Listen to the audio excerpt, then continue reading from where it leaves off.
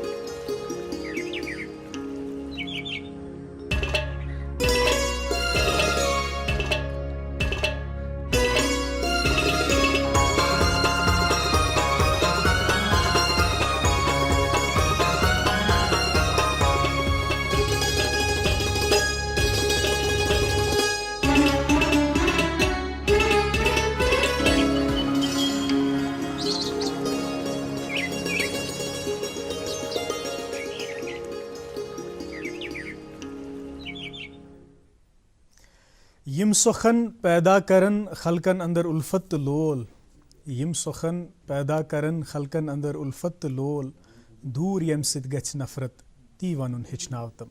सभी देखने वालों का, सभी नाजरीन का इस्तकबाल और खैर मकदम करते हैं। प्रोग्राम के एक और शुमारे को आपके मेज़बान आपकी खिदमत में लेकर हाजिर हैं। उम्मीद यही करते हैं कि आप जहाँ कहीं भी रहें, और दुआ भी यही करते हैं कि आप खुश व खुरम रहें, बसहत व सलामत रहें और बखैर व आफ़ियत रहें। नाजरीन, आज हम 551 गुरुपूरब सेलिब्रेट कर रहे हैं, प्रकाश उत्सव या कहें गुरु नानक जयंती। आज गुरु नानक देव जी का बर्थडे है और इस ओकेजन को, इस मौके को सब जगह ज़ेस्ट और ज़ील के साथ सेलिब्रेट किया जाता है। गुरु नानक देव जी का कहना है कि एक माशरे में, एक सोसाइटी के क़याम के लिए, एक सोसाइटी में अमन और सुकून के लिए ये बहुत ज़रूरी है कि हम एक दूसरे के अकायद, एक दूसरे के मज़ाहिब और एक दूसरे के हुकूक़ का एहतराम करें। उनकी तालीमात को हम गौर से देखें तो उसमें वही आलमी भाईचारे, यूनिटी, इत्तेफाक व इत्तेहाद का पैगाम है, सिंपलिसिटी का पैगाम है, नदामत का पैगाम है। और वो कहते हैं कि अल्लाह एक है, अल्लाह की तौहीद के कायल हैं और कहते हैं कि वो हर जगह मौजूद है, हर किसी शय में मौजूद है। और इंसानों से वो कहा करते थे कि आप अल्लाह को, अपने रब को, अपने खालिक को बाहर कहाँ ढूंढ रहे हो, आप उसको अपने अंदर ढूंढो, अपने खुद में झांक के देखो, वो आपके दिलों में छुपा है। तो छुपत तईद सोन अख गुनमात शायर करां दिल छु अर्श आला अथ मज छु हक ताला। खैर तिहंस वारिया तालीमात, उनकी बहुत सारी टीचिंग्स हैं। और ये जो हमारी ख़ास बात प्रोग्राम की है, हम कोशिश करते हैं कि किसी भी मज़हब का बड़ा दिन हो, कोई त्यौहार हो, कोई ख़ास मौका हो, उसको हम प्रोग्राम में सेलिब्रेट करते हैं। प्रोग्राम में भी और ऐसे भी हमारी ज़िंदगियों में हम देखते हैं कि हिंदू कम्युनिटी से ताल्लुक़ रखने वाले लोग या मुसलमान कम्युनिटी से ताल्लुक़ रखने वाले लोग या सिख कम्युनिटी, ईसाई कम्युनिटी, जिस भी कम्युनिटी से ताल्लुक़ रखने वाले लोग हमारे माशरे में रहते हैं, कोई भी त्यौहार हो आपस में मिल बाँट के वो सेलिब्रेट करते हैं। ये हमारे माशरे का ख़ासा है। आज भी जो हमारे सिख कम्युनिटी से ताल्लुक़ रखने वाले भाई और दोस्त हैं, उनको आज बहुत मिठाइयाँ वगैरह हमारे घर भेजनी होंगी, उसका हम इंतज़ार करेंगे। आज गुरु नानक देव जी की तालीमात पे, उनकी टीचिंग्स पे हम और बात करेंगे, लेकिन प्रोग्राम में सबसे पहले हम कुछ अपडेट्स आप तक पहुंचाते हैं और ये अपडेट्स पहुंचाएंगी मेरी साथी मेज़बान फ़रा ज़ैदी। अस्सलाम वालेकुम। वालेकुम अस्सलाम। आदाब नाज़रीन, सुबह बखैर। गुड मॉर्निंग J&K के आज के ताज़ा शुमारे में आप सभी का तहे दिल से खैर मकदम है। नाज़रीन, कहते हैं कि नेक बनने की कोशिश उसी तरह कीजिए जिस तरह आप खूबसूरत बनने की कोशिश करते हैं। सुबह सवेरे उठकर हम जो है आईना देखते हैं, तैयारी करते हैं, अच्छे कपड़े पहनते हैं और जो है ये कोशिश होती है कि हम बिल्कुल अच्छे दिखें। लेकिन उसके साथ साथ जितने भी मजहबी स्कॉलर्स हैं, उनकी टीचिंग्स यही रही हैं, जितने भी दीन के जो है किसी भी मजहब के कोई भी जो प्रॉफिट्स रहे हैं या मैसेंजर्स रहे हैं, उनकी कॉमन मैसेज यही रही है कि आप अपने अंदरून पे ज़्यादा काम करें, ज़ाहिर से ज़्यादा बातिन पर काम करें, अपने किरदार, अफकार, आमाल में जो है तब्दीली लाएं, उन्हें बेहतर से बेहतरीन बनाने की कोशिश में जो है लग जाएं। और हम सब की भी यही कोशिश रहनी चाहिए कि हम भी अपने ज़ाहिर से ज़्यादा अपने बातिन पे ध्यान दें, अपने अंदर को जो है अंदरून को संवारें, उसे निखारें और बेहतरीन इंसान जो है बनकर उभरें। बहरहाल हस्ब मामूल हम आपको आज के प्रोग्राम में मौसम, ट्रैफिक के हवाले से जो है जानकारी दिए जाते हैं। मौसम के हवाले से अगर बात की जाए, आप जानते हैं कि मौसम सरमा जो है वो छा रहा है और ऑटम और विंटर के बीच में जो ट्रांजिशनल पीरियड होता है बहुत ही ज़्यादा सख्त होता है। एक ड्राई स्पेल चलती है और लोगों को ज़ुकाम बुखार वैसे भी होता है, और कोविड के चलते ज़ुकाम जो है बहुत ही एक ये आप अपने हालात बयान कर रही हैं। जी बिल्कुल, क्योंकि थोड़ा बहुत ज़ुकाम मुझे भी है। खैर, आई एम नॉट, लेकिन आपने टेस्ट कराया, आप नेगेटिव है ना? जी बिल्कुल। ठीक है। तो खैर, आपको मौसम के हवाले से जानकारी देते हैं। नाज़रीन, अगर श्रीनगर की बात की जाए तो आज दिन का ज़्यादा से ज़्यादा दर्जे हरारत जो है वो 12 डिग्री सेल्सियस के इर्द रिकॉर्ड किया जा सकता है, जबकि रात का कम से कम दर्जे हरारत 3 डिग्री सेल्सियस रिकॉर्ड करने के इम्कानात हैं। और वहीं जम्मू में जो टेम्परेचर है आज दिन भर का वो 23 डिग्री सेल्सियस के इर्द गिर्द रिकॉर्ड किया जा सकता है, और जबकि रात का कम से कम दर्जे हरारत 11 डिग्री सेल्सियस के इर्द गिर्द रहने के इम्कानात हैं। और इसी के साथ साथ हमारा जो नेशनल हाईवे है, कौमी शाहराह है, उस पर ट्रैफिक की अपडेट ये है कि श्रीनगर से जम्मू जो है गाड़ियां जा सकती हैं, लाइट मोटर व्हीकल्स भी और हैवी मोटर व्हीकल्स भी, but subject to fair weather conditions. And also आप जानते हैं कि ये हाईवे जो है प्रोन टू लैंडस्लाइड्स है, और बहुत सी वजूहात की वजह से कभी कभार अचानक जब अलाउ भी किया जाता है, पस्सियाँ गिराती हैं। तो आपसे ये गुजारिश है कि पूरी कंफर्मेशन एक दफ़ा फिर से ले लीजिएगा और तभी घर से निकलिएगा। जी बहुत बहुत शुक्रिया फ़ारा। नाज़रीन, ये भी कहा जाता है गुरु नानक देव जी के बारे में कि वो बचपन से ही अपनी आवाज़ में कुछ गाते थे। उनकी आवाज़ बहुत अच्छी थी और उस आवाज़ में कुछ गाते थे, और जो गाते थे उसमें सिर्फ अपने रब का ज़िक्र, अपने खालिक का ज़िक्र होता था। तो आज प्रोग्राम की शुरुआत इस ख़ास दिन पे शबद कीर्तन से करते हैं, उसके बाद अपने मेहमान से मुलाकात करेंगे।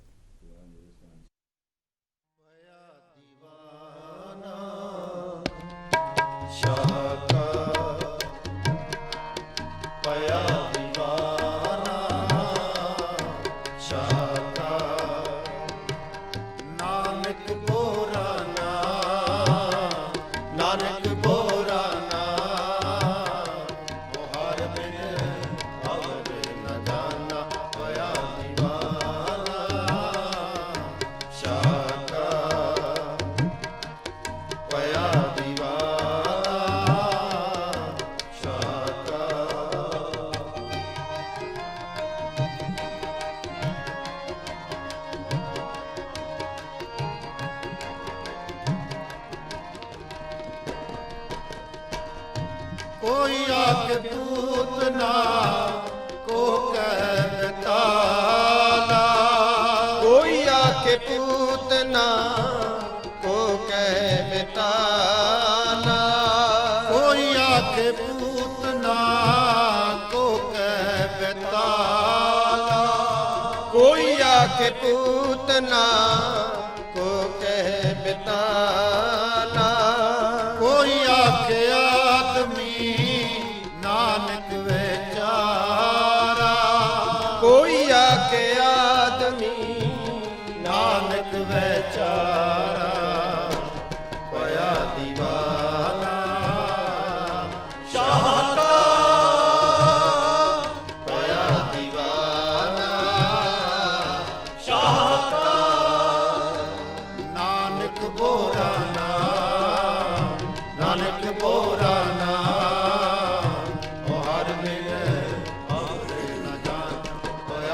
दीवाना शाह का, पया दीवाना शाह का।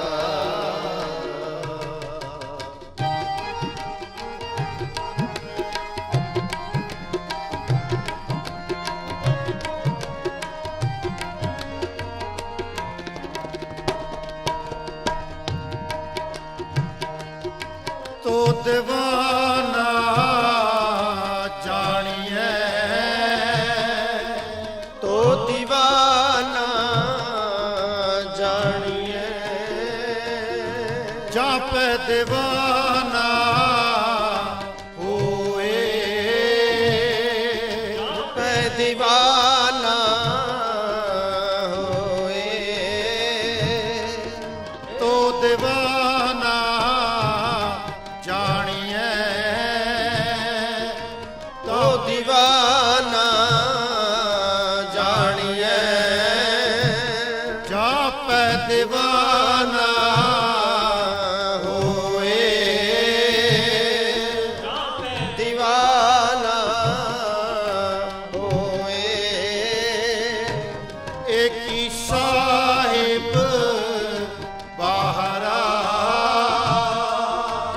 ਵੇਖੀ ਸਾਹਿਬ ਬਾਰਾ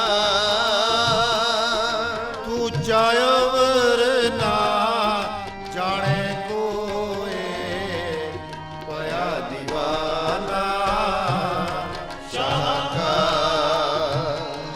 ਪਿਆ ਦੀਵਾਨਾ ਸ਼ਾਹ ਕਾ ਨਾਨਕ ਬੋਰਾ ਨਾਨਕ ਬੋਰਾ ਨਾ ਉਹ ਹਰ ਬਿਨ ਅਵਰ ਨ ਜਾਣਾ ਪਿਆ ਦੀਵਾਨਾ ਸ਼ਾਹ ਕਾ ਪਿਆ ਦੀਵਾਨਾ ਸ਼ਾਹ ਕਾ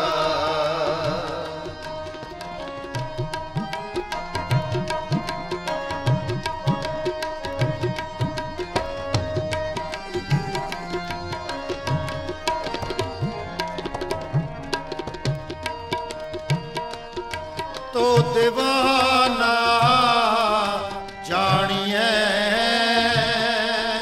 ਤੋ ਦੀਵਾਨਾ ਜਾਣੀਐ ਜਾਏ ਕਾਕਾਰ ਕਮਾਏ ਜਾਏ ਕਾ ਸਾਹਿਬ ਕਮਾਏ ਤੋ ਦੀਵਾਨਾ ਜਾਣੀਐ ਤੋ ਦੀਵਾਨਾ ਜਾਣੀਐ ਜਾਏ ਕਾਕਾਰ ਕਮਾਏ ਜਾਏ ਕਾ ਸਾਹਿਬ ਕਮਾਏ ਹੁਕਮ ਪਛਾਣੈ ਖਸਮ ਕਾ ਹੁਕਮ ਪਛਾਣੈ ਖਸਮ ਕਾ ਤੂੰ ਜੀਵਰ ਸਿਆਣਪ ਕਾਏ ਪਿਆ ਦੀਵਾਨਾ ਸ਼ਾਹ ਕਾ ਪਿਆ ਦੀਵਾਨਾ ਸ਼ਾਹ ਕਾ ਨਾਨਕ ਬੋਰਾ ਨਾਨਕ ਬੋਰਾ ਨਾ ਉਹ ਹਰ ਬਿਨ ਅਵਰ ਨ ਜਾਣਾ ਪਿਆ ਦੀਵਾਨਾ ਸ਼ਾਹ ਕਾ ਪਿਆ ਦੀਵਾਨਾ ਸ਼ਾਹ ਕਾ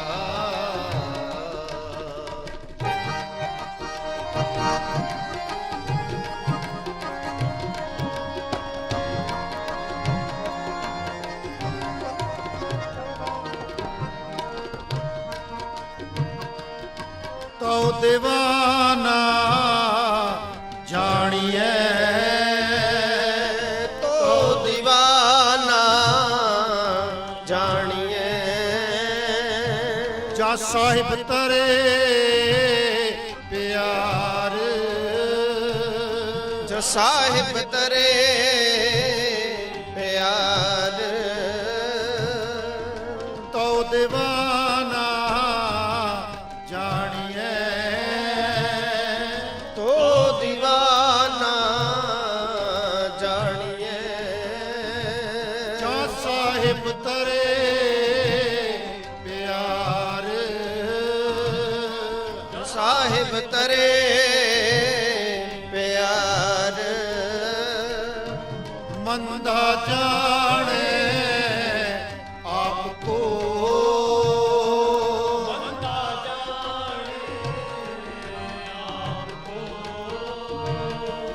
ਮੰਦਾ ਜਾਣੇ ਆਪ ਕੋ ਮੰਦਾ ਜਾਣੇ ਆਪ ਕੋ ਔਰ ਭਲਾ ਸੰਸਾਰ ਔਰ ਭਲਾ ਸੰਸਾਰ ਔਰ ਭਲਾ ਸੰਸਾਰ ਮਾਇਆ ਦੀਵਾਨਾ ਸ਼ਾਹ ਕਾ ਮਾਇਆ ਦੀਵਾਨਾ ਸ਼ਾਹ ਕਾ ਨਾਨਕ ਬੋਰਾ ਨਾ ਨਾਨਕ ਬੋਰਾ ਨਾ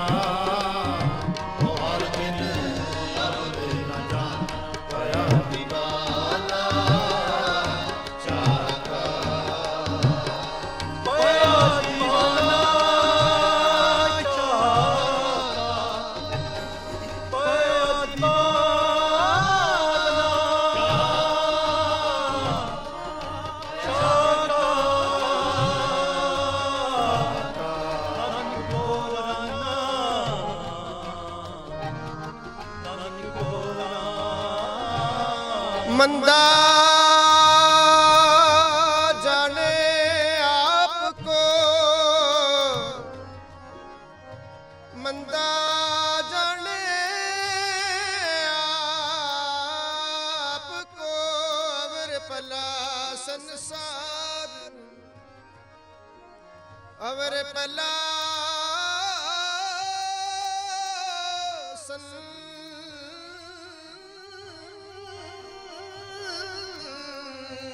मंदा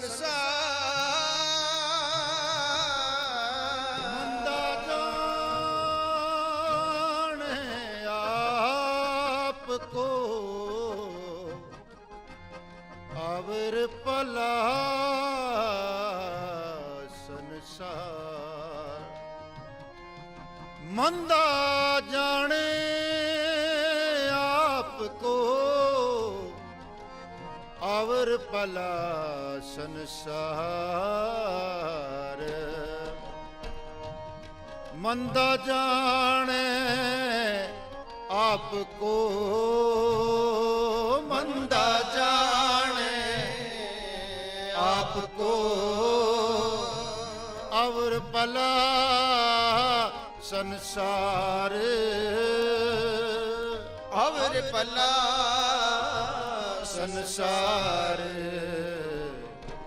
पाया दीवाना शाह का, पाया दीवाना शाह का। नानक बोराना, नानक बोराना, ओ हर बिन अवर न जान। पाया दीवाना शाह का,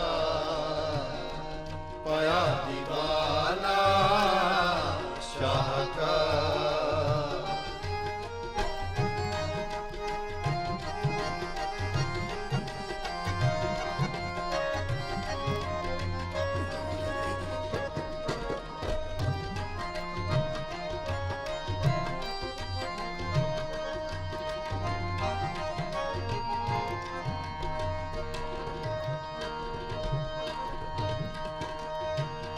कोई आके पूतना को कह बताला, कोई आके पूतना कोई कह बताला। कोई आके आदमी नानक बेचारा। पाया दीवाना शाह का, पाया दीवाना शाह का, पाया दीवाना शाह का।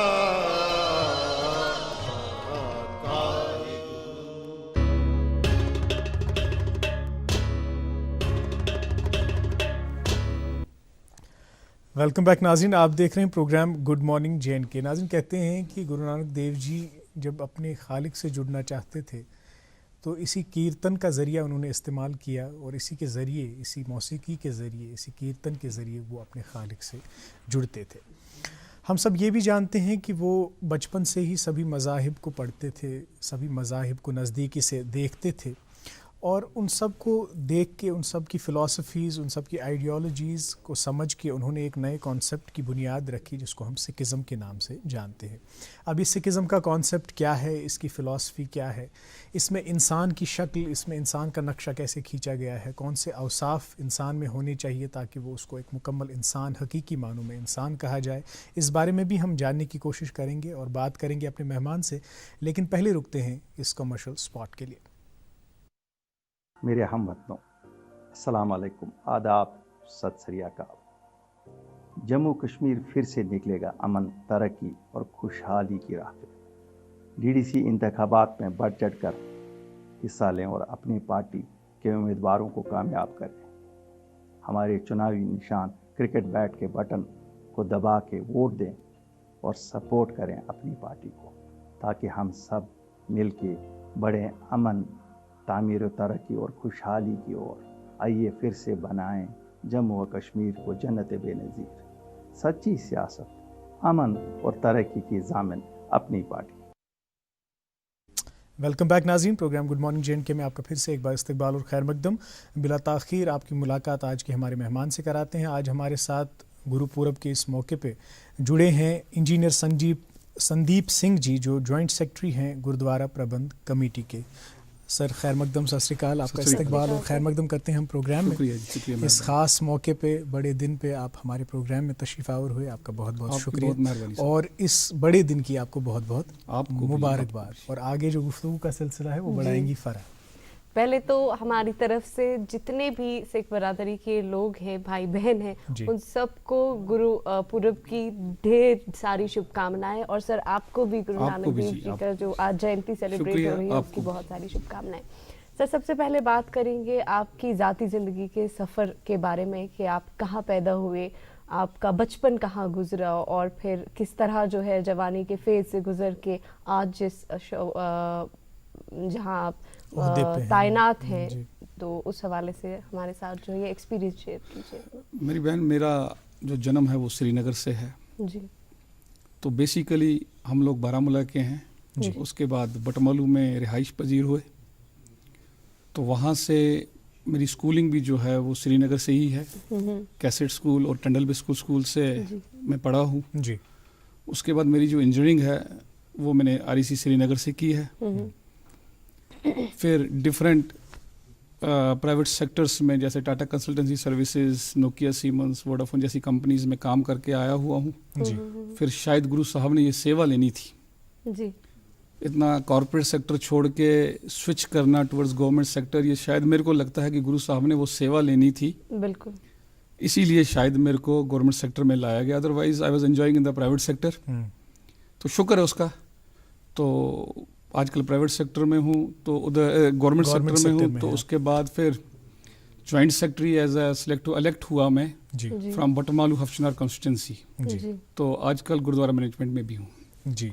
संदीप जी, चूँकि आप बचपन का जिक्र छिड़ा है, तो उस बचपन में ज़रूर कुछ यादें होंगी जो आपसी भाईचारे की यादें होंगी, जहाँ पर आप मिलजुल के मुख्तलिफ़ कम्युनिटी से ताल्लुक़ रखने वाले आपके दोस्तों के साथ खेलते थे, मिलते जुलते थे, और ये कोई फ़र्क नहीं होता था कि वो मुस्लिम है, ये हिंदू है या मैं सिख हूँ, इसकी कोई कंसिडरेशन ही नहीं रहती थी। तो रवादारी का माहौल, वो किस तरह का माहौल था, उसके बारे में हमें बताएं काजी साहब। और क्या यादें हैं काजी साहब? जो हमारा कंसेप्ट है कश्मीर का जी, I had been to 7 countries और लगभग पूरा हिंदुस्तान प्राइवेट सेक्टर में देखा है जी। जो हमारा कश्मीर का कंसेप्ट है, you won't find it anywhere जी जी, बेशक। हमारा ऐसा सिस्टम रहा है कि हर त्योहार बड़े प्यार से हम लोग मनाते हैं। कोई ऐसा हमें डिफरेंस यहाँ लगा ही नहीं। We are blessed that we are in the Kashmir, we are blessed. और ये कुछ ऊपर वाले की नियामत है। ये ऊपर वाले की नियामत है कि इस धरती को पीर पैगंबरों के चरण मिले हुए हैं, नसीब हुए हैं। बिल्कुल सही। तो शायद उसी की वजह से हम लोग ब्लेस्ड हैं। ये रहमत है जी ऊपर वाले की। बिल्कुल सही। हर चीज़ हम लोग मिल मिला के, चाहे ईद हो, दिवाली हो, गुरुपूरब हो, बैसाखी हो, मिल मिला के हर चीज़ चलता है जी। तो we are blessed that we are in the Kashmir. बिल्कुल सही। क्या यादें हैं, कैसे सेलिब्रेट करते थे जब गुरुपूरब या ईद या कोई फेस्टिवल होता था, तो अपने दोस्तों के साथ कैसे? गुरुद्वारे जाना, मत्था टेकना जी, फिर उसके बाद आके यही एंजॉयमेंट चलना, वैसे ही चलता था जी। बाकी दोस्त मिठाई वगैरह बिल्कुल अपने यार दोस्त जो होते थे तो वो करना पड़ता था जी। तो फिर जब आप यहाँ वापस आए तो किस डिपार्टमेंट पे आप इस वक्त सर्विस कर रहे हैं? मैं इंजीनियर हूँ इन पावर डेवलपमेंट डिपार्टमेंट। ओह, आपने तो दुखती रग पे हाथ रख दिया। बिल्कुल। अगर मौका होता तो उस बारे में हम बात जरूर करते, लेकिन आज वो मौका है नहीं। गुरु नानक के बारे में हम लोग आए हैं बात करने। आप भी यही चाहेंगे कि गुरु नानक, चाहता हूँ कि गुरु नानक के बारे में ही हम लोग आज बात करें। जी जरूर। तो गुरु नानक देव जी का सबसे बड़ा पैगाम जो था वो मजहबी रवादारी ही थी, इंसानियत थी, या अमार ने जैसे आगाज में ही बात की कि सादगी, सिंप्लिसिटी से ज़िंदगी गुजारना, वो टीचिंग्स रही हैं। सर आपसे ये जानना चाहेंगे कि कितना अहम है मजहबी रवादारी, कितनी अहम है, और गुरु नानक देव जी की इस हवाले से क्या टीचिंग्स रही हैं, किस तरह से उन्होंने जो कॉन्फ्लिक्ट है उनको ख़त्म करके एक भाईचारा जो है उसको प्रमोट किया है? देखिए, मैं थोड़ा सा आपको इनिशियली सिखिज्म के बारे में थोड़ा सा बताता हूँ। Concept of Sikhism. हाँ, मैं कॉन्सेप्ट ऑफ सिखिज्म से आगे चलता हूँ ताकि थोड़ा सा क्लियर कर लें ये कॉन्सेप्ट, थोड़ा हमें पस मंजर पता चले। जो एक आदर्शक फिलॉसफी गुरु नानक साहब ने दुनिया को दी, उसको हम सिख मज़हब कहते हैं। जी जी बेशक जो गुरु नानक साहब हैं वो सिख मज़हब के बानी हैं। जो ये फ़िलासफ़ी उन्होंने आदर्श एक यूनिक फ़िलासफ़ी दी, उसको हम सिख मज़हब कहते हैं। जी इस मज़हब का जो सबसे ज़्यादा ज़ोर है वो एक अकाल पुरख की उस्तत करने पर है। ये मज़हब एक अकाल पुरख की उस्तत पे ज़्यादा ज़ोर देता है जी और जो अंधविश्वास हैं या डिफरेंट कर्म कांड्स हैं सोसाइटी में, उनसे दूर रहने की नसीहत देता है, करता है। प्लस अपने किरदार को ऊंचा और पाक पवित्र रखने की हिदायत देता है। जी इस मज़हब की प्रोपोगेशन के लिए गुरु नानक साहब जिंदगी भर जतनशील रहे और उसकी प्रोपोगेशन के लिए उन्होंने संगतें थापी, संगतें उन्होंने एस्टेब्लिश की, यानी कि संगतें मीन्स ए ग्रुप्स उन्होंने एस्टेब्लिश किए जी और उन ग्रुप्स के साथ उन्होंने प्रचारक भी जो प्रचार करेंगे उनकी फिलॉसफी को वो भी स्थापित लोगों किए। तक पहुंचाएंगे। लोगों तक पहुंचाएंगे वो भी स्थापित की, एस्टेब्लिश की। सही। आप देखते हैं जी, गुरु नानक पातशाह के बाद 9 गुरु साहिबान हमारे आए, 10 गुरु साहिबान टोटल हैं। तो उन्होंने गुरुगद्दी की प्रथा भी चलाई, गुरुगद्दी की प्रथा भी चलाई। तो 10वें जामे में जिस टाइम गुरु नानक साहब 10वें जामे में आते हैं गुरु गोबिंद सिंह के रूप में, जी। तो गुरु गोबिंद सिंह जी इन संगतों को सिख पंथ का दर्जा देते हैं, कंपाइल करते हैं। हाँ, सिख पंथ का दर्जा देते जी हैं जी और हुक्म करते हैं कि जो भी सिख होगा now he will act as a preacher, वो गुरु नानक की फिलॉसफी हर जगह पे पहुंचाएगा। पहले गुरु नानक साहब ने प्रचारक बनाए, गुरु गोबिंद सिंह जी महाराज जी ने उन संगतों को सिख पंथ बनाकर आगे प्रचार करने के लिए फिर प्रेरित किया। यह है गुरु नानक साहब की सिखिज्म की फिलॉसफी। जी, उनका जो अपना बचपन था, हाँ। उसके मुतालिक भी कुछ वाक़यात हैं, कुछ अच्छे अच्छे इंसिडेंट्स हैं कि वो ऑब्जर्वेंट थे बचपन से ही, जी। केयरफुली देखते थे कि अगर कोई हिंदू है वो किस तरह से एक्ट कर रहा है, उसका तरीका क्या है, मुसलमान जो है उनकी आइडियोलॉजीज़ और फिलॉसफीज़ क्या हैं। तो कुछ उनके बचपन के बारे में हमें बताएं। देखिए, मैं गुरु नानक पातशाह का जन्म जो है 1469 में आज ही के दिन हुआ। जी मेहता कालू जी के घर में हुआ, माता तृप्ता जी की कोख से हुआ। गुरु नानक साहब बचपन से ही जो थे वो उस अकाल पुरख के साथ जुड़े हुए थे। तो उनका जो सबसे जोड़ने का साधन जो उन्होंने बताया है वो कीर्तन को बताया। जी। गुरु नानक ने जो अकाल पुरख के साथ जुड़ने का साधन, मीडियम जो बताया, वो कीर्तन को बताया। जी। गुरु नानक साहब जिस टाइम तलवंडी गए, मैं आपको उनका बताता हूँ कि वो कैसे टीच करते थे। जिस टाइम वो तलवंडी गए, वही नदी एक, वहाँ पे नदी एक है, नदी में उन्होंने डुबकी मारी, वो दूसरे साइड गए, उन्होंने कुछ वहाँ पे विचार किया। जी चाहे लोगों के डिफरेंट कंसेप्ट्स हैं, हिस्टोरियंस के डिफरेंट कंसेप्ट्स हैं, बट उन्होंने नदी के साइड बैठ के कुछ विचार किया कि यार मेरे को ये दुनिया जो है, इस दुनिया उनको जलती हुई नजर आई, अच्छा। तो मुझे इसमें ठंड कैसे डालनी है। उन्होंने क्या किया, उन्होंने प्रचारक दौरे, उदासीस की उनके दिमाग में है कि नहीं जी मुझे उदासीस करनी है, मुझे एरियाज में जा जाके मिशनरी टूर्स करने हैं। तो वहाँ से जब टाइम वो नदी से बाहर निकले, वो कब्रिस्तान में आए। कब्रिस्तान में उनको तलवंडी के जो अपना सुल्तानपुर के दौलत खान लोधी वहाँ के नवाब थे और एक काजी आए। तो वो पूछने लगे उनसे कि नानक साहब आप तो खलकत की बात करते हैं, चलिए आज हम नमाज पढ़ते हैं। जी आज हम नमाज पढ़ते हैं। तो गुरु नानक साहब ने कहा ठीक है, सुल्तानपुर लोधी की बात है, ये पंजाब में है सुल्तानपुर लोधी। उन्होंने कहा ठीक है, चलते हैं नमाज पढ़ते हैं। गुरु नानक साहब भी उनके साथ मस्जिद में हो चले। तो गुरु नानक साहब खड़े हैं मस्जिद, जो अपने काजी साहब हैं या दौलत खान लोधी साहब, उन्होंने नमाज पढ़ी। तो काजी साहब ने एतराज़ जाहिर किया कि आपने नमाज नहीं पढ़ी। गुरु नानक साहब ने काजी साहब को कहा, काजी साहब मैं नमाज तो पढ़ता, मैं नमाज तो पढ़ी, मगर आप तो नहीं पढ़ रहे थे। आपका ध्यान तो आपके घोड़े में था जो आपने कुएं के पास खड़ा बांधा हुआ था, आपका ध्यान वहां पे था कि कहीं वो कुएं में ना गिर जाए, आपने तो नमाज नहीं पढ़ी। अच्छा। फिर दौलत नवाब जो थे, दौलत खान साहब जो थे, दौलत खान लोधी साहब, वो बोलते पातशाह जी मेरे साथ ही पढ़ लेते। गुरु नानक साहब उन्हें बोलते हैं कि मैं आपके साथ पढ़ लेता, बट आप तो कंधार में घोड़े खरीद रहे थे, आपका ध्यान वहीं था। आपका ध्यान तो वहाँ था। मकसद ये है कि जिस टाइम हम उस अकाल पुरख की उस्तत करें, हम एक मन और एक चित्त से दिमाग से उस अकाल पूरा पुरख ध्यान वहीं उस्तत की तरफ करें। केंद्रित करें। बिल्कुल। प्रभ की उस्तत करो संत मीत, सावधान एकाग्र चीत। ये वचन गुरु साहबों ने गुरु ग्रंथ साहब में किए हैं। प्रभ की उस्तत, उनकी उस्तत करो, संत मीत उनकी उस्तत करो, सावधान एक होशियारी से और एकाग्र चीत से। जी। तो ये गुरु नानक साहब का रहा। यानी फिर हम वहीं पे पहुंचते हैं कि अपने अंदरून पर काम करने की कितनी ज़्यादा ज़रूरत है, और आपको जो है इन्वॉल्वमेंट आपकी जो है सिर्फ आपकी फिजिकल बीइंग से नहीं होनी चाहिए, बल्कि आपके मन से भी होनी बिल्कुल, चाहिए। जैसे अल्लामा इकबाल कहते हैं कि अपने मन में डूब कर पा जा सुरागे जिंदगी। बेशक। तो नाज़रीन खैर यहाँ रुकते हैं एक कमर्शियल वक्फे के लिए, और वक्फे के बाद आज के मेहमान से अपने सिलसिले कलाम को जारी रखेंगे।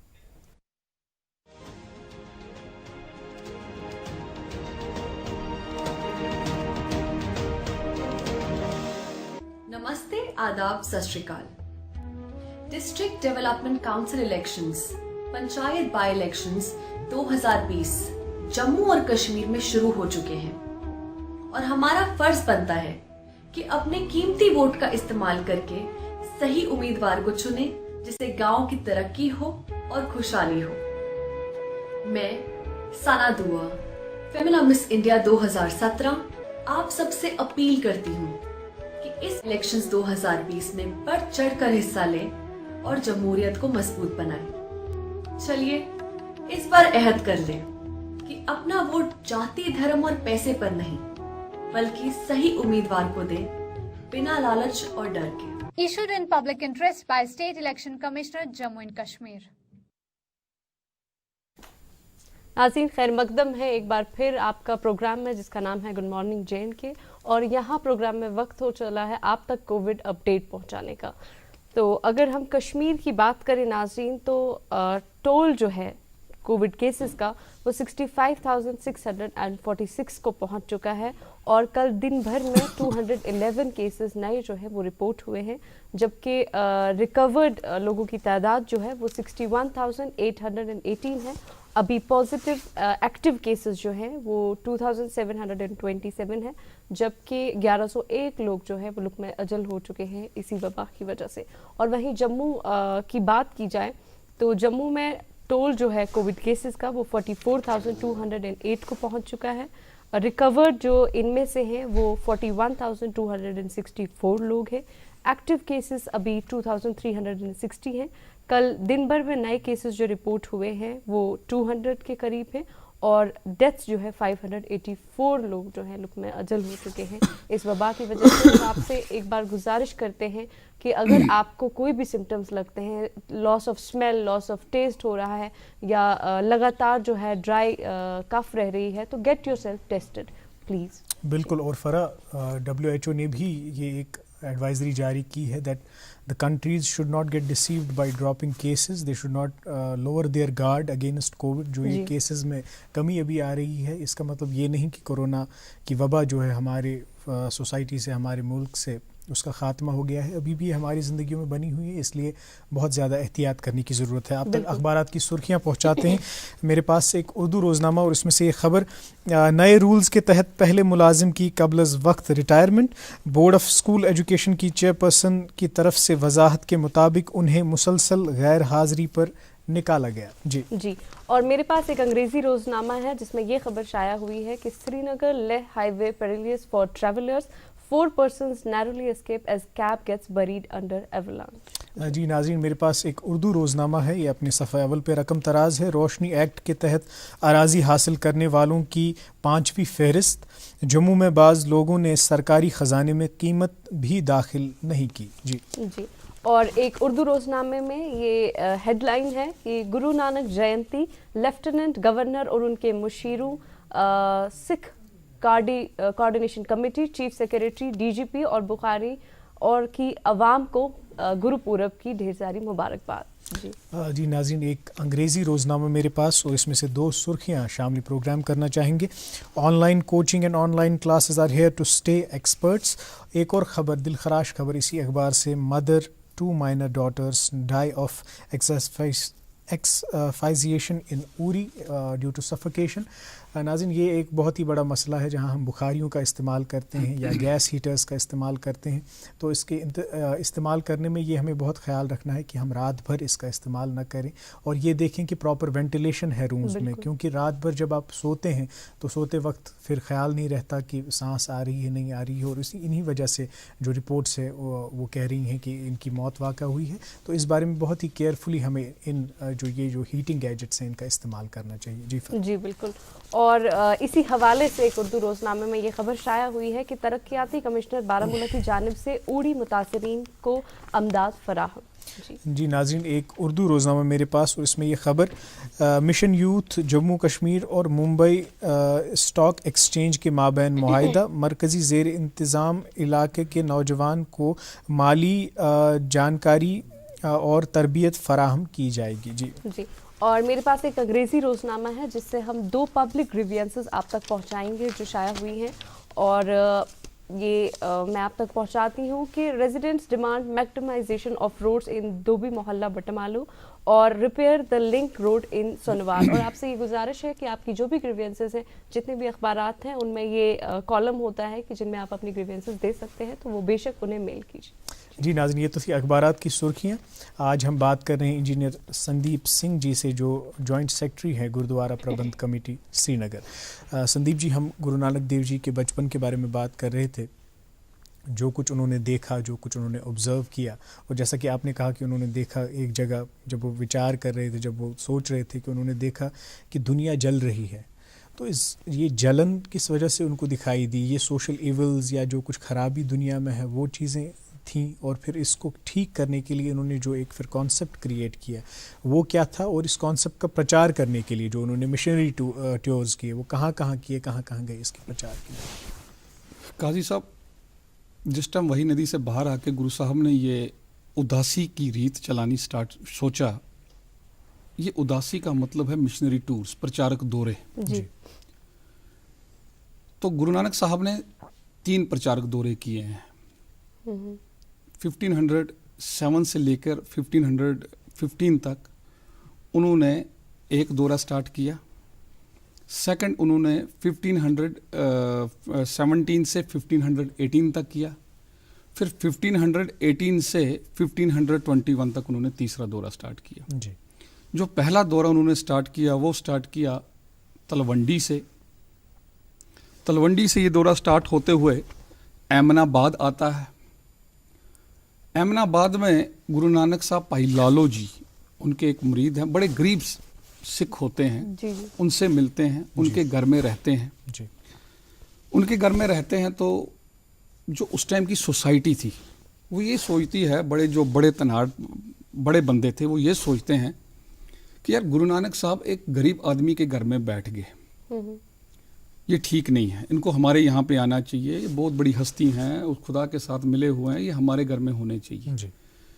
तो वहाँ का एक बहुत बड़ा पैसे वाला बंदा था, मलिक पागो, अहमदाबाद की मैं बात कर रहा हूँ। मलिक पागो वो गुरु नानक साहब को 2-3 न्योते देता कि आप आएँ मेरे पास आएँ। गुरु नानक साहब अवॉइड करते हैं। दूसरी बार, तीसरी बार, चौथी बार वो इनविटेशन देते हैं तो गुरु साहब अवॉइड करते हैं। अल्टीमेटली वो गुरु साहब को किसी न किसी तरीके करके ले जाते हैं अपने पास। जी। गुरु नानक साहब को वहाँ बोलते हैं कि जी आप वहाँ बैठे हुए हैं, भाई लालू जी के घर में बैठे हैं, आप मेरे यहाँ क्यों नहीं बैठ रहे, अब मेरे साथ खाना खाइए।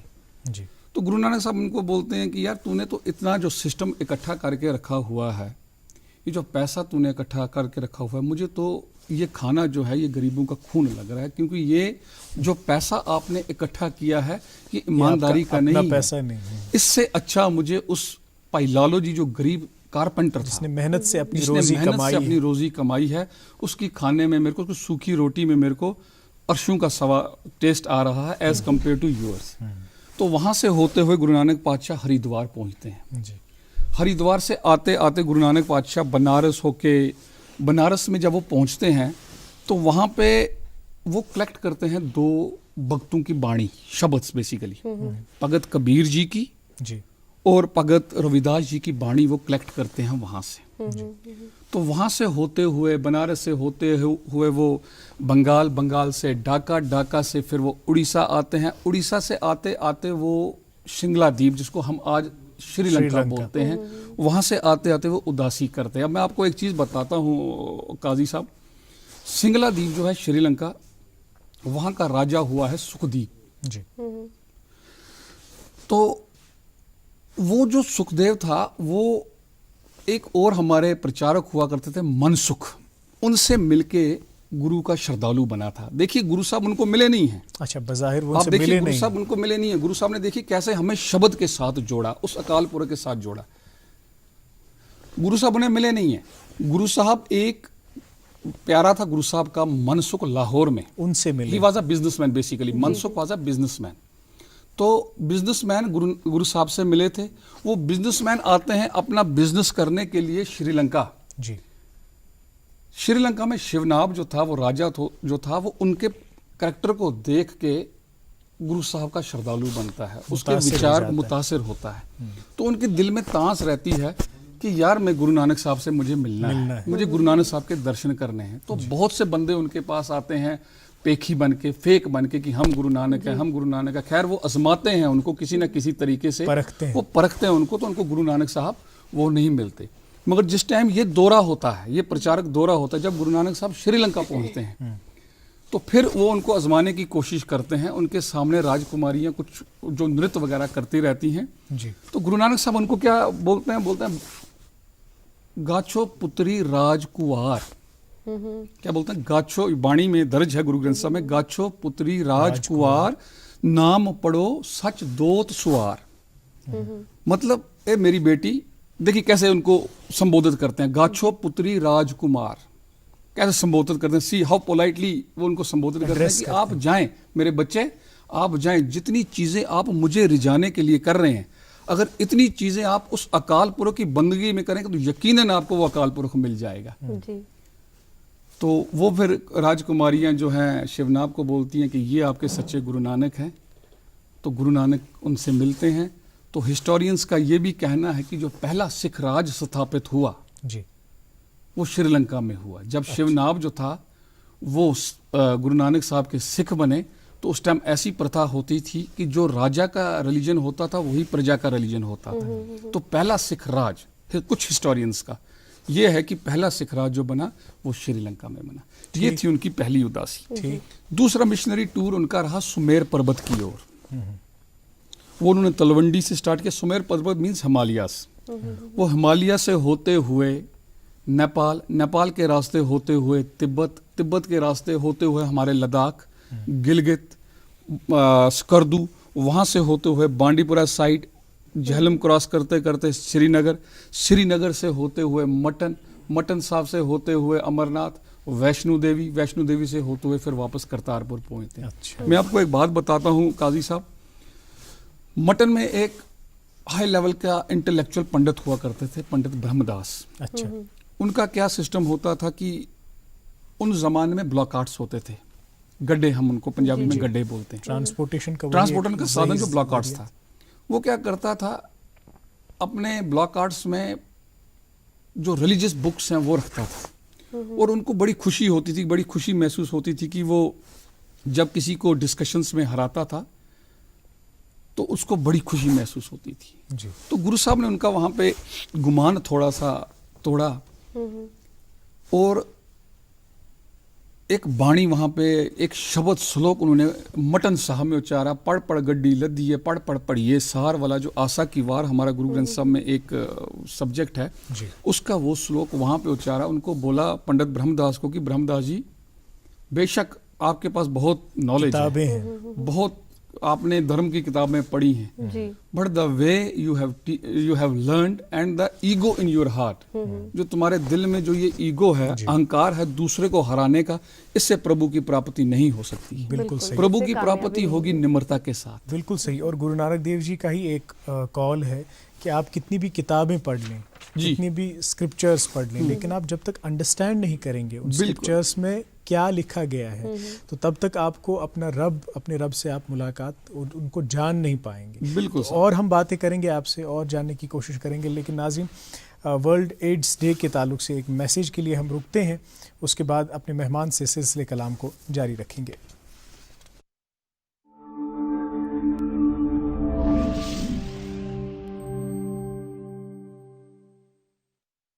हर साल की तरह इस साल भी हम 1 दिसंबर को वर्ल्ड एड्स डे मनाने जा रहे हैं। पूरे यूटी में मनाया जाएगा और हर एक डिस्ट्रिक्ट लेवल पे, सब डिस्ट्रिक्ट लेवल पे और ब्लॉक लेवल पे ये मनाया जाएगा। लेकिन इसके साथ साथ भी जो हमारा ये कोविड का पैंडेमिक चल रहा है, कोविड-19, हमने वो SOPs को ध्यान में रखे ज़्यादा गैदरिंग नहीं होगी, स्मॉल प्रोग्राम्स होंगे, थ्रू आउट यूटी होगा और हमने ज़्यादा फोकस इस साल सोशल मीडिया पे दिया, इलेक्ट्रॉनिक मीडिया पे दिया और हमारा यही रहेगा जो इस साल का थीम है, ग्लोबल सॉलिडेरिटी शेयर्ड रिस्पॉन्सिबिलिटी।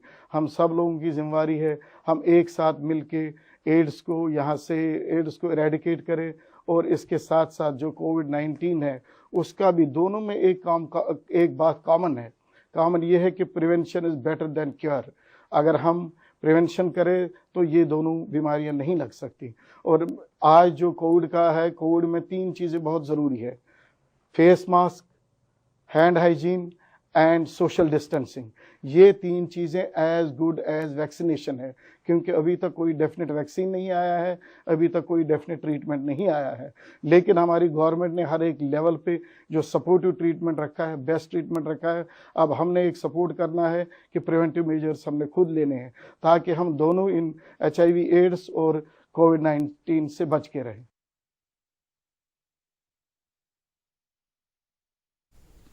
एक बार फिर से खैर मकदम है आप सबका प्रोग्राम गुड मॉर्निंग JNK में। पढ़ पढ़ इल्म हजार किताबा अपना आप न पढ़िया, जा जा वड़दा मंदिर मस्जिद मन अपने चिन वड़िया। पहले अपने आप नु पढ़ फिर मंदिर मस्जिद वड़, जद नफ्स जवे तेरा मर फिर नाल शैताना लड़। हम बात कर रहे थे इंजीनियर संदीप सिंह साहब से गुरु नानक देव जी की जो रिलीजियस एक्सपीडिशंस थे उस हवाले से। तो इस कलाम को आप जारी रखिए और उनके एक्सपीडिशंस के बारे में हमें और जानकारी दीजिए। हम बात कर रहे थे मिशनरी टूर्स की। 2 टूर्स तो हमने डिस्कस किए, विचार किए। तो तीसरा टूर जो उनका रहा that was towards Muslim historical places, religious places. Okay, वो उन्होंने स्टार्ट किया 1518 से स्टार्ट किया, नवंबर 1518 से, और ये चला अप टू 1521 तक। ओके, जिस टाइम वो उन्होंने तलवंडी से स्टार्ट किया ये टूर, वो पाक पट्टन पहुंचते हैं। पाक पट्टन एक पंजाब में जगह है।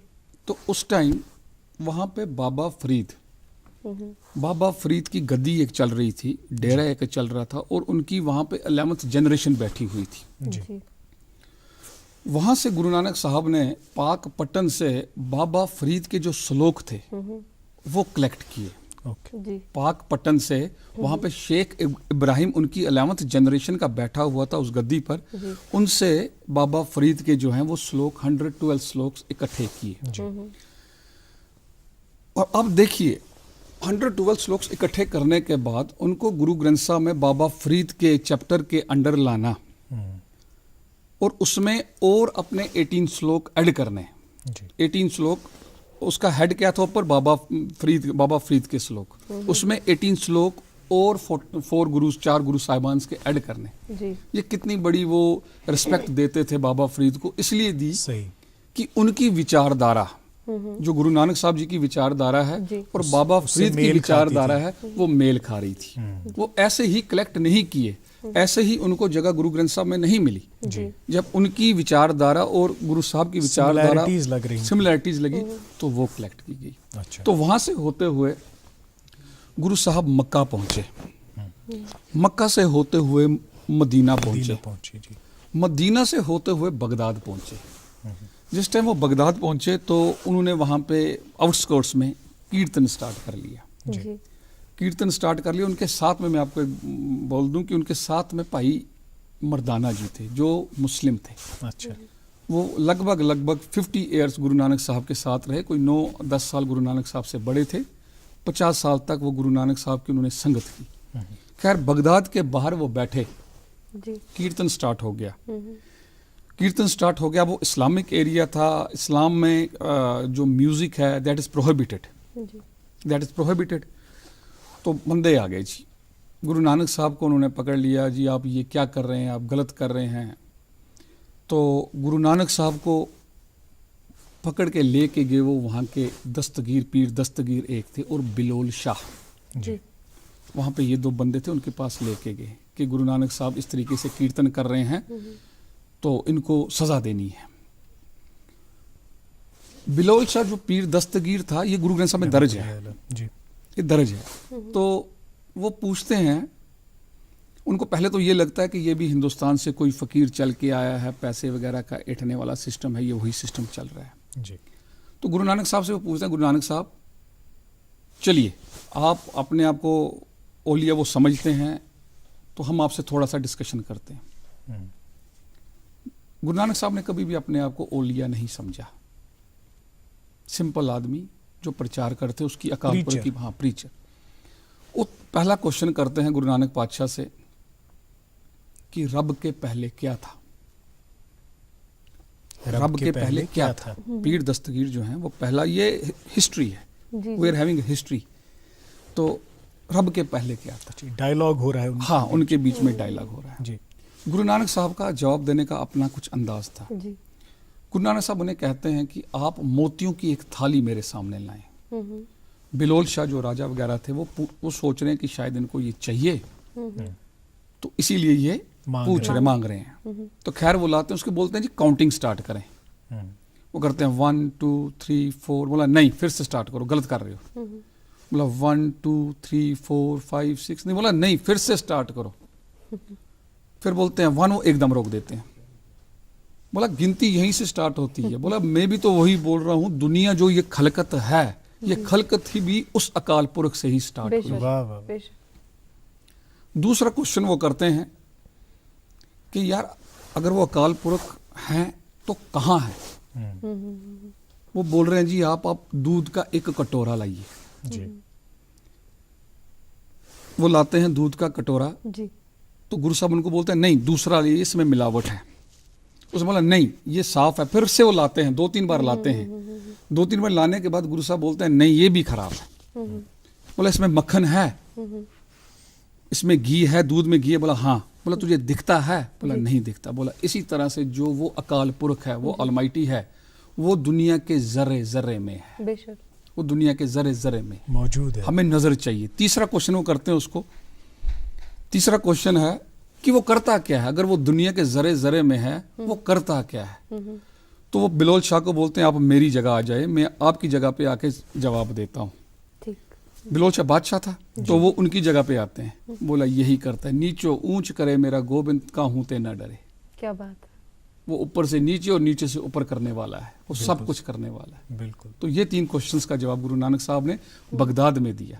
फिर वहां से होते हुए काबुल, काबुल से होते हुए हसन अब्दाल पाकिस्तान, फिर वहां से होते हुए फिर वापस करता है। इस सब चीज़ों में हमारा एक चीज़ जो मैंने ऑब्जर्व की कि ट्रैवल जो है, एक्सपीडिशंस जो है, they are best form of education. और ये जानने के लिए कि क्या मसाइल हैं, अलग अलग जगहों पे लोगों के क्या मसाइल, आइडियोलॉजीज क्या हैं, फिलॉसफीज क्या हैं। बिल्कुल। और जैसे ही कह रहे थे कि ये जो आप ये डायलॉग हुआ जिसमें यही सामने आया कि वही पाक ज़ात जो है हर किसी जगह मौजूद है। उसी को एक शायर कहते हैं कि हर शय तेरे जमाल की आईनदार है, हर शय पुकारती है तू परवरदिगार है। बिल्कुल जी फर जी सर, जितने भी रिलीजियस स्कॉलर्स रहे हैं, रिलीजियस प्रीचर्स इनफैक्ट रहे हैं, उनका ये है कि ਜਿਹੜੇ भी साडे पसमानदा तबके ने उन्होंने वास्ते कम किए दें, या ਜਿਹੜੇ भी एजिक तबके ने जैसे बच्चे ने या औरतां हैं उन्होंने वास्ते कम किए। और हर किसी मजहब जे मजहब सुन औरतों के हकूक को जो है प्रोटेक्ट किए दे या उनको हिफाजत जो है फराम की दी है। अगर असी सिखिज्म की गल करा या गुरु नानक देव जी की जी भी टीचिंग्स रही दी उन्होंने गल करा, तो किस तरह उन्होंने औरतों के हकूक को जो है प्रोटेक्ट किए। देखो मेरी बहन ने पंजाबी में क्वेश्चन किया तो I would like to answer in the Punjabi itself. Guru Nanak पातशाह ने वो हमेशा नीच जात दे नाल खड़े होए ने। जी। किस तरह दी खड़े होए ने, जिहड़ी सोसाइटी सी ना उस टाइम दी वो डिवाइडेड सी जी। ते जिहड़ा सब तो थल्ले वाला एक्ट सी, थल्ले वाला समाज सी, वो शूद्र समाज उस टाइम होंदा सी। बिल्कुल। वो लताड़िया गया सी। ਤੇ ਗੁਰੂ ਨਾਨਕ ਸਾਹਿਬ ਨੇ ਉਹਨਾਂ ਦੀ ਆਵਾਜ਼ ਚੁੱਕੀ, ਉਹਨਾਂ ਦੇ ਨਾਲ ਖੜੇ ਹੋ ਗਏ, ਬਚਨ ਵੀ ਕੀਤਾ, ਨੀਚੋ ਅੰਦਰ ਨੀਚ ਜਾਤ, ਨੀਚੂ ਹੂੰ ਅਤ ਨੀਚ, ਨਾਨਕ ਤਿਨ ਕੇ ਸੰਗ ਸਾਥ, ਵੱਡਿਆਂ ਸਿਉ ਕਿਆ ਰੀਸ। ਬੜੂ ਸੇ ਤਾਂ ਮੇਰੇ ਕੋ ਕੁਛ ਨਹੀਂ, ਮੈਨੂੰ ਕੁਛ ਨਹੀਂ ਮਿਲਣਾ ਵੱਡਿਆਂ ਕੋਲ। ਉਹ ਨੀਚਾਂ ਦੇ ਨਾਲ ਖੜੇ ਹੋ ਗਏ, ਉਹਨਾਂ ਦੇ ਹਕੂਕ ਦੇ ਵਾਸਤੇ ਖੜੇ ਹੋ ਗਏ। ਤੁਸੀਂ ਔਰਤ ਦੀ ਵੀ ਗੱਲ ਕੀਤੀ, ਬਿਲਕੁਲ। ਔਰਤ ਜਿਹੜਾ ਦਰਜਾ ਸੀ ਉਸ ਟਾਈਮ, ਉਹ ਦਰਜਾ ਸੀ ਘਰ 'ਚ ਬੱਚੇ ਪਾਲਣ ਦਾ, ਰਸੋਈ 'ਚ ਕੰਮ ਕਰਨ ਦਾ, ਇਹ ਦਰਜਾ ਸੀ, ਉਹਦੇ ਕੋਈ ਹਕੂਕ ਨਹੀਂ ਸਨ। ਤੇ ਗੁਰੂ ਨਾਨਕ ਸਾਹਿਬ ਔਰਤ ਦੇ ਨਾਲ ਖੜੇ ਹੋ ਗਏ। ਕਿਸ ਤਰ੍ਹਾਂ ਖੜੇ ਹੋ ਗਏ? ਗੁਰੂ ਨਾਨਕ ਸਾਹਿਬ ਨੇ ਬਚਨ ਕੀਤੇ ਨੇ, ਪੰਡ ਜੰਮੀਏ ਪੰਡ ਨਿਮੀਏ। ਪੰਡ ਤੋਂ ਮੇਰਾ ਭਾਵ ਹੈ, ਪੰਡ ਦਾ ਮਤਲਬ ਹੈ ਇਸਤਰੀ, ਵੂਮਨ। ਪੰਡ ਜੰਮੀਏ ਪੰਡ ਨਿਮੀਏ, ਪੰਡ ਮੰਗਣ ਵਿਆਹੋ। ਅਗਰ ਅਸੀਂ ਇੱਕ ਇਸਤਰੀ ਦੇ ਨਾਲ, ਇਸਤਰੀ ਤੋਂ ਪੈਦਾ ਹੁੰਦੇ ਹਾਂ, ਪੰਡ ਜੰਮੀਏ, ਇਸਤਰੀ ਹੀ ਕਨਸੀਵ ਕਰਦੀ ਹੈ, ਬਿਲਕੁਲ। ਇਸਤਰੀ ਦੇ ਨਾਲ ਹੀ ਵਿਆਹ ਹੁੰਦਾ ਹੈ। ਪੰਡ ਜੰਮੀਏ ਪੰਡ ਨਿਮੀਏ, ਪੰਡ ਮੰਗਣ ਵਿਆਹ ਹੋ, ਪੰਡੇ ਹੋਵੇ ਦੋਸਤੀ, ਪੰਡੇ ਚੱਲੇ ਰਾਹ ਹੋ। ਇਸਤਰੀ ਦੇ ਨਾਲ ਹੀ ਮੇਰੀ ਦੋਸਤੀ ਹੈ, ਇਸਤਰੀ ਦੇ ਨਾਲ ਹੀ ਇਹ ਸੰਸਾਰ ਚੱਲਦਾ ਹੈ। ਠੀਕ ਹੈ ਜੀ। ਪੰਡ ਮੂਆ ਪੰਡ ਪਾਲੀਏ। ਇੱਕ ਲੇਡੀ, ਇੱਕ ਇਸਤਰੀ ਦੀ ਡੈਥ ਹੋ ਗਈ, ਫਿਰ ਮੈਂ ਦੂਸਰੀ ਨਾਲ ਵਿਆਹ, ਇਸਤਰੀ ਨਾਲ ਹੀ ਵਿਆਹ ਕਰਦਾ ਹਾਂ। ਪੰਡ ਮੂਆ ਪੰਡ ਪਾਲੀਏ, ਪੰਡੇ ਹੋਵੇ ਬੰਦਾਨ, ਉਹਦੇ ਨਾਲ ਹੀ ਮੇਰਾ ਬੰਧਨ ਹੈ। ਸੋ ਕਿਉਂ ਮੰਦਾ ਆਖੀਏ ਜਿਤ ਜੰਮੇ ਰਾਜਾਨ। ਮੈਂ ਉਹਨੂੰ ਕਿਸ ਤਰ੍ਹਾਂ ਦੀ ਮੰਦਾ ਆਖਾਂ ਜਿਨ੍ਹਾਂ ਨੇ ਬੜੇ ਬੜੇ ਪੀਰ ਫਕੀਰ, ਬੜੇ ਬੜੇ ਪੈਗੰਬਰ, ਬੜੇ ਬੜੇ ਰਾਜਿਆਂ ਨੂੰ ਜਨਮ ਦਿੱਤਾ ਹੈ, ਮੈਂ ਉਹਨਾਂ ਨੂੰ ਕਿਸ ਤਰ੍ਹਾਂ ਦੀ ਬੁਰਾ ਆਖਾਂ। ਸੋ ਕਿਉਂ ਮੰਦਾ ਆਖੀਏ ਜਿਤ ਜੰਮੇ ਰਾਜਾਨ, ਪੰਡੋ ही पंड उपजे। औरत ही औरत को जन्म देती है। पंडो ही पंड उपजे, पंडो बाज ना कोई। एको पंडो नानक एको बाहरा, नानक एको बाहरा, नानक पंडे बाहरा, एको सच्चा सोई। वही अकाल पुरख जो है, वही अकाल पुरख इस जन्म से बाहर है। बाकी जितने भी हैं वो सारे जन्म लेते हैं। और लेते किससे हैं? एक औरत से लेते हैं। तो मैं औरत को बुरा कैसे कह सकता हूँ? बिल्कुल संदीप जी, हर पहलू जो उनकी शख्सियत का है उस पर बात की जा सकती है। कितनी तालीमात हैं, कितनी टीचिंग्स हैं, लेकिन अब पता ही नहीं चला प्रोग्राम में अब 2 मिनट रह गए। तो मुझे लगता है अब इन 2 मिनट में आप कोई मैसेज जो आज के दिन के मौके पर देना चाहें, या फिर अब आपकी जो गुरुद्वारा प्रबंध कमेटी है उसके ज़रिए आज क्या प्रबंध है, क्या इंतज़ामात हैं, इन व्यू ऑफ कोविड आप कैसे सेलिब्रेट कर रहे हैं ये गुरुपुरब, उसके बारे में मुख्तसरन फिर हम वाइंड अप करें। हाँ, देखिए काजी साहब, जो मैसेज है वो सब मनुख जो है, सारे आदमी जो हैं वो बराबर हैं। इक्वालिटी, हमें डिफरेंस करने का कोई हक नहीं। सही, ये गुरु नानक के पैगाम है, हमें डिफरेंस करने का कोई हक नहीं जी। दूसरा, उन्होंने निरपहो और निर्वैर का संदेश दिया है। निरपहो मीन्स किसी से डरना नहीं है, हमने किसी के साथ हमारा वैर नहीं है, ये संदेश गुरु साहब ने दिया है। तीसरा, उन्होंने सेवा का संदेश दिया है। गुरुद्वारा, मस्जिद, मंदिर में जाओ, वहाँ इबादत करो और खलकत की सेवा करो, खलकत की सेवा करो। विच दुनिया सेव कमाइए ता दरगे बैसन पाइए। दूसरी आपने कही गुरुद्वारा प्रबंधक कमेटी की। खैर, गुरुद्वारा प्रबंधक कमेटी ने इस साल जो प्रोग्राम किया है, हमने थोड़ा कन्फाइन कर दिया है कोविड को मद्देनजर रखते हुए। गैदरिंग्स नहीं की, हमने बड़ा कन्फाइन कर दिया प्रोग्राम, और इंस्ट्रक्शंस दी हुई हैं। सारे जो जितने भी हमारे छोटे छोटे गुरुद्वारे मोहल्लों में हैं वहीं पे प्रोग्राम होंगे।